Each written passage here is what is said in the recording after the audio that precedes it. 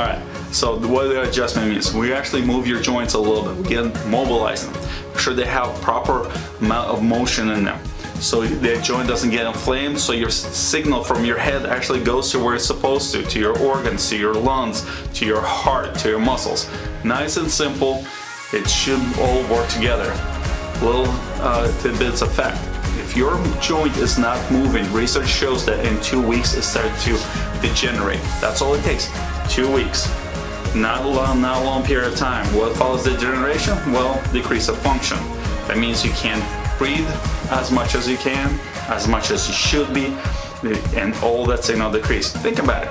If you can only breathe 5% less, I'm not talking about a lot, just 5% less of your normal breath. Every single breath.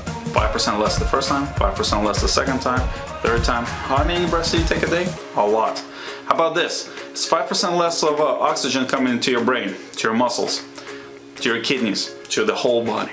Day after day, breath after breath adds up very quickly. So 5% will go a long way. Same thing with any other number. The bigger the number, obviously, the bigger effect on the body.